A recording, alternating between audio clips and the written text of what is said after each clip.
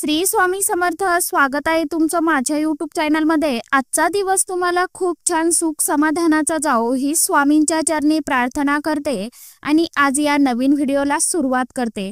तर मित्रमैत्रिणींनो, आजचा आपला व्हिडिओ असा आहे की स्वामी महाराजांना आपण नवस कसा बोलावा, आपल्या मनातील इच्छा कशी सांगावी आणि ती स्वामी महाराज कशा प्रकारे आपली पूर्ण करतात। आता बऱ्याच वेळा आपण कित्येक जण असं देखील म्हणतात की आम्ही खूप वेळा स्वामींना नवस केला आहे, आम्ही खूप वेळा स्वामींना नवस बोललो, मठात जाऊन नवस केला किंवा केंद्रामध्ये जाऊन नवस केला, असं आपण नवस करत असतो किंवा तो नवस पूर्ण होत नाही, आमची इच्छा पूर्ण होत नाही, असं माझ्या सोबतच का बरं होतं।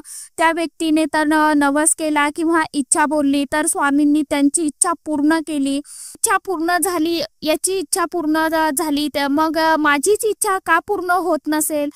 तर अगदी मनापासून कोणताही नवस केला किंवा आपण काही केलं तर मी खूप मनापासून नवस केला, मी खूप मनापासून स्वामींची सेवा केली, एक श्रद्धेने नवस बोलले स्वामींना, स्वामींवरती माझा पूर्ण विश्वास आहे, तरीही स्वामी माझी इच्छा का पूर्ण करत नाही। तर काही तुम्ही नवस काय बोलता, जेव्हा तुम्ही नवस बोलता किंवा नवस करता, तुम्ही काय म्हणता, स्वामी माझी ही इच्छा पूर्ण होऊ द्या, मी तुम्हाला असं म्हणजे काही देईल किंवा मिठाई देईल, पेढे चढवीन किंवा काही चढवीन। आता आपण बऱ्याचशा नवस करताना आपली इच्छा पूर्ण होण्यासाठी आपण काही ना काही नवस करत असतो।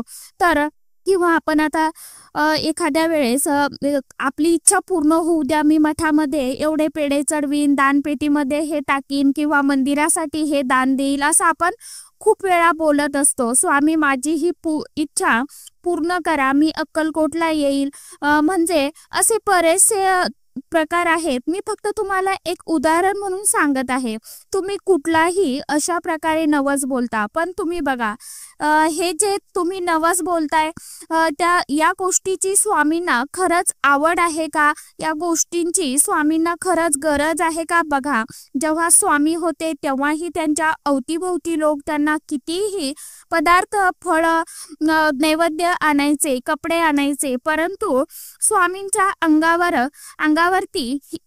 अंगावरती फक्त लंगोट असायची। तुम्ही बघितलंय का कधी त्यांनी खूप सारे अलंकार वगैरे काही घातलेले आहेत, खूप हे झालेले। स्वामींना साधेपणा खूप आवडतो आणि स्वामी फक्त स्वतः म्हणतात स्वामींना सर्वात जास्त प्रिय आहे ते म्हणजे नामस्मरण आणि सेवा। जो भक्त नामस्मरण करतो, सेवा करतो, तोच भक्त स्वामींना अतिशय प्रिय असतो। आणि बघा, आपण नवस काय बोलतो आणि स्वामींना आवडतं काय। तर यापुढे तुम्ही जर तुमची कोणती इच्छा असेल तर तुम्ही काय करायचं आहे, तर एक नारळ घ्यायचं आहे, कोरडं नारळ आपल्याला घ्यायचं नाही, डबडब पाण्याचं नारळ आपल्याला घ्यायचं आहे, स्वामींच्या मठामध्ये जायचं आहे किंवा आपल्या घरी देवघरासमोर बसून ते नारळ आपल्या दोन्ही हातामध्ये घ्यायचं आहे आणि स्वामींना त्यावरती आपल्याला तो 1 रुपया ठेवायचा आहे, फूल ठेवायचं आहे किंवा खडी साखर ठेवायची आहे आणि स्वामी देवघरासमोर किंवा स्वामींच्या केंद्रामध्ये, मठामध्ये तुम्ही जाऊ शकता। ते नारळ आपल्या हातामध्ये पकडायचं आणि स्वामींना तुमची जी इच्छा असेल ती बोलायची आहे आणि तुम्ही असं म्हणा, माझी ही इच्छा पूर्ण करा, मी 108 स्वामी चरित्राचे पारायण करील किंवा स्वामी माझी ही इच्छा पूर्ण होऊ द्या, मी 20 दिवसामध्ये, 40 दिवसामध्ये, 50 दिवसामध्ये श्री स्वामी समर्थ या मंत्राचा 1.5 लाख जप करेन किंवा 1.25 लाख जप करेल किंवा 11 लाख जप करेल, मी तारक मंत्राचं 108 वेळा अनुष्ठान करेल, 108 वेळा मी तारक मंत्र पठण करेल किंवा असं काही, किंवा मी गुरुचरित्राचं 11 पारायण करेल, 12 पारायण करेल, असा तुम्ही नवस बोला। आणि मग तुम्ही बघा की तुमची कधी तर असं होईल, जेव्हा तुम्ही नवस बोलता त्या 1 तासाच्या आत तुमची इच्छा देखील पूर्ण होईल बरं का। तर का बरं पूर्ण होईल? कारण स्वामींना सर्वात जास्त आवडते ती म्हणजे सेवा। आणि तुम्ही असं कधीच करू नका की नवस बोलला, माझा नवस पूर्ण झाल्यानंतर मी ही सेवा करेल किंवा हे पठण करेल, असं करू नका। तुम्ही नवस बोलला की स्वामी माझी ही इच्छा पूर्ण करा, मी स्वामी चरित्राचे सारामृताचे 108 पारायण करेल किंवा 51 पारायण करेल किंवा 21 पारायण करेल, असं करील। आणि तुम्ही त्याच दिवशीपासून किंवा दुसऱ्या दिवशीपासून तुम्ही जे नवस बोलला आहात 108 पारायणाचा त्या संकल्प केला असेल तर त्या संकल्पाला सुरुवात करा, म्हणजे ती पारायण करायला सुरुवात करा। आणि सुरुवात करताना स्वामींना सांगा, स्वामी मी तुम्हाला हा नवस बोलली आहे बरं का, आणि मी माझा शब्द पाळत आहे, मी माझा शब्द पूर्ण करत आहे। आणि मी तुम्हाला म्हटलं होतं की मी 108 स्वामी चरित्राचं पारायण करणार आहे आणि मी माझ्या पारायणाला सुरुवात करत आहे। स्वामी तुम्हीही तुमचा शब्द पाळा, माझी इच्छा जेवढ्या लवकर पूर्ण होईल तेवढी लवकर माझी इच्छा पूर्ण करा। मी तुमच्या भक्तामध्ये माझा समावेश करून घ्या, तुमच्या चरणापाशी मला जागा द्या, तुमच्यापासून मला कधीच दूर होऊ देऊ नका आणि करूही नका। माझ्या मुखामध्ये सदैव अखंड तुमचे नामस्मरण असू द्या, या जन्मात तसेच येणाऱ्या प्रत्येक जन्मात मी तुमचीच भक्त असून द्या, माझ्या मुखात फक्त तुमचेच नाव असू द्या। बघा, अशी प्रार्थना तुम्ही स्वामींना मनापासून कळकळीने करा, असा नवस तुम्ही स्वामींना बोला। आणि बघा, स्वामी तुमचा नवस नक्की पूर्ण करत नाहीत किंवा कशी स्वामी तुमची इच्छा पूर्ण करत नाही, 100% काय 101% स्वामी तुमच्या मनातील इच्छा आकांक्षा पूर्ण करतील। आणि फक्त तुम्हाला नवस जो आहे किंवा तुमची इच्छा आहे फक्त ती अशा पद्धतीने तुम्हाला नवस बोलायचा आहे। जी पद्धत होती आपली बोलण्याची, जे आपण एखादी वस्तू देणं म्हणजे तो सौदा करणं असतो बघा। आपल्याला कधीही देवासोबत स्वामींसोबत सौदा करायचा नाही, आपल्याला स्वामींना रिटर्न मध्ये ही सेवा द्यायची असते, भक्ती द्यायची असते, ती अंतःकरणातून मनापासून भक्ती स्वामींची करायची असते। आपल्या मुखामध्ये सतत स्वामींचं नामस्मरण करायला हवं, सतत नाम स्वामीचं आपल्या मुखामध्ये असायला हवं। अशी स्वामींची सेवा करा, स्वामींची भक्ती करा व स्वामींना सेवेचाच नवस बोला की तुम्ही स्वामी माझी ही इच्छा पूर्ण करा, मी तुमची या ग्रंथाची किंवा या मंत्राची किंवा तारक मंत्राची किंवा गुरुचरित्राची एवढ्या दिवसात एवढी सेवा करेल, असा तर तुम्ही नवस तुम्ही बोलून बघा आणि तुमची इच्छा नक्कीच पूर्ण होईल। आणि मीही तुमच्या स्वामींकडे प्रार्थना करते, कुणी जर असा नवस बोलत असेल तर स्वामी महाराज त्या भक्ताला त्वरित अनुभूती द्या, त्वरित प्रचिती द्या व त्यांची जी काही इच्छा आकांक्षा आहे मनातील ती लवकरात लवकर पूर्ण करा। स्वामींना तुम्ही मनापासून हाक मारा, मनापासून त्यांची सेवा करा। श्रद्धेने सेवा केलेली कधीही आपली पूर्ण होते। काही वेळा आपण सेवा करतो किंवा उपाय करतो तर बऱ्याच वेळा आपल्याला वेळ लागू शकतो, कारण आपलं कर्म कुठेतरी खराब असतं आणि तेवढं कर्म प्रारब्ध आपल्याला भोगायचं असतं।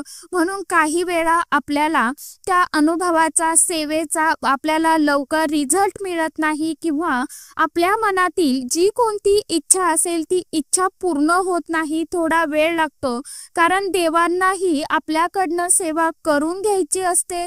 आता बऱ्याच वेळा आपण स्वामींचे गुरुवार करतो तर त्यामध्ये काही आपले स्किप होतात, म्हणजे आपल्याला काही वेळा सुतक येतं किंवा काही वेळा आपल्याला पिरियड येतो, तर आपण 21चा संकल्प करतो किंवा 11चा करतो तर आपले उपवास हे जास्त होत जातात। तर असं म्हणायचं नाही की माझे एवढे गेले, एवढे लांबले, इतका उशीर झाला, कारण स्वामींना किंवा देवी देवतांना आपल्याकडनं ती सेवा करून घ्यायची असते, म्हणून तो गॅप पडत जात असतो। तर आपण एकदा सुरुवात केली किंवा आपण एखाद्या गोष्टीचा संकल्प केला किंवा आपण आता मनापासून कोणतीही सेवा असो, कोणताही व्रत असो, तर ते प्रत्येक व्यक्ती मनापासून करत असतो आणि पूर्ण श्रद्धेनेच करतो की आपली ही इच्छा पूर्ण व्हावी, आपल्याला हे फळ मिळावं, यासाठी आपण तुम्ही मी सर्वच जण आपण करत असतो। परंतु आपल्याला काही वेळा आता आपली इच्छा पूर्ण होण्यासाठी वेळ लागतो। कदाचित आपण जर एखादं व्रत करत असेल समजा, तर एक उदाहरण सांगते मी तुमच्या सोबत। आता आपण जर एखादं व्रत करत असाल, आता काहींची इच्छा अगदी 2-3 गुरुवार असू द्या, शुक्रवार असू द्या, तेवढ्या दिवसामध्येच पूर्ण होते। आता काहींची पूर्ण आपण जेवढ्यांचा 11चा किंवा 21चा संकल्प करतो, ते पूर्ण होऊनही आपलं उद्यापन होतं तरी देखील होत नाही।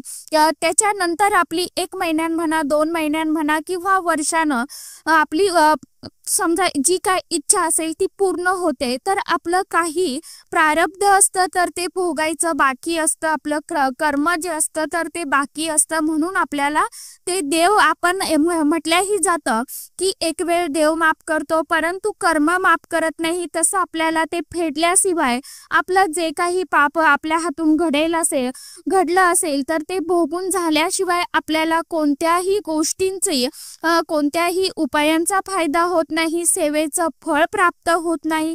म्हणून आपण सेवा करत राहायची, नामस्मरण करत राहायचं आणि एक प्रयत्न करायचा आपल्याला की आपल्या हातून एक तरी सेवेकरी महिन्यात तरी घडेल।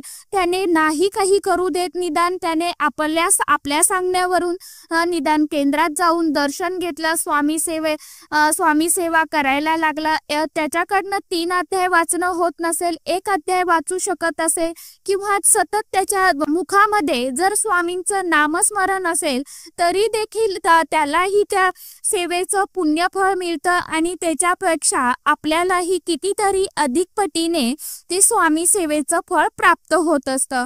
तर अशा पद्धतीने तुम्हाला सांगितल्याप्रमाणे नवस बोलायचं आहे, आपली इच्छा स्वामींकडे मागायची आहे। काही वेळा मनामध्ये धीर ठेवावा लागतो, शांतता ठेवावी लागते। बऱ्याच वेळा संकट स्वामी कित्येक वेळा आपले अलगद टळून नेतात, टळवतात देखील। म्हणून आपण कोणतीही सेवा पूर्ण श्रद्धेने आणि मनापासून केली तर आपल्याला त्या सेवेचं फळ नक्कीच प्राप्त होतं। तर आजच्या व्हिडिओमध्ये इतकीच माहिती होती, कशी वाटली नक्की सांगा। व्हिडिओ आवडला तर आवर्जून चॅनलला एक लाईक, एक व्हिडिओला करत जावा। तुम्ही व्हिडिओ बघता परंतु व्हिडिओला लाईक करत नाही, लाईकने काहीही मिळत नाही, तर लाईकने व्हिडिओ फक्त दुसऱ्यांपर्यंत समोर पोहोचतात। म्हणून तुम्हाला कृपया एक विनंती आहे की व्हिडिओ बघितल्यानंतर व्हिडिओला लाईक करत जावा। तर आजच्या व्हिडिओमध्ये इतकीच माहिती होती, कशी वाटली नक्की सांगा। व्हिडिओ आवडला तर चॅनलला आवर्जून लाईक, शेअर, सबस्क्राईब जरूर करा। परत भेटूया नवीन माहिती सोबत, नवीन व्हिडिओंसोबत। तोपर्यंत सर्व माझ्या YouTube परिवाराला श्री स्वामी समर्थ।